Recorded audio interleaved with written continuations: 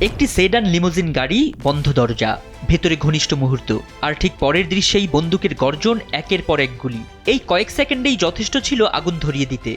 দক্ষিণী সুপারস্টার যশ অভিনীত নতুন cinema Toxic a fairy tale for গ্রোন-আপসের টিজার এখন শুধু বিনোদন নয়, পরিণত হয়েছে তীব্র বিতর্কে।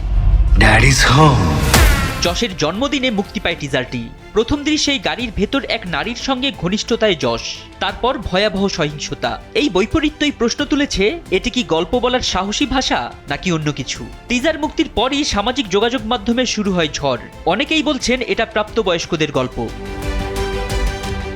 বিতর্ক এতটাই তীব্র হয় যে বিষয়টি পৌঁছে যায় কর্ণাটক রাজ্য নারী কমিশনে। ভারতের আম আদমি পার্টি আনুষ্ঠানিকভাবে অভিযোগ জানিয়ে দাবি করে, এই টিজার নারী ও শিশুদের ওপর নেতিবাচক প্রভাব ফেলছে এবং কোনো বয়সভিত্তিক সতর্ক ছাড়াই প্রকাশ করা হয়েছে। এরপর নারী কমিশন চিঠি পাঠায় সিবিএফসিকে, অনুরোধ বিষয়টি যাচাই করে দ্রুত ব্যবস্থা নিতে হবে। দলটির রাজ্য সম্পাদক উষা মোহন বলেন, এই দৃশ্য কন্নড় সংস্কৃতি ও সামাজিক মূল্যবোধকে আঘাত করছে। এবার দর্শকের মনেই প্রশ্ন ঘুরছে, টক্সিকে কি আসলেই নতুন কিছু আছে, নাকি এই বিতর্কই সিনেমার সবচেয়ে বড় হিটিং পয়েন্ট?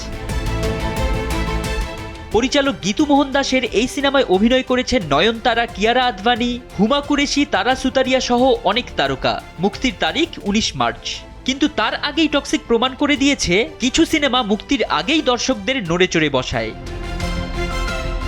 ফরিদ উদ্দিন মোহাম্মদ, সময়ের আলো।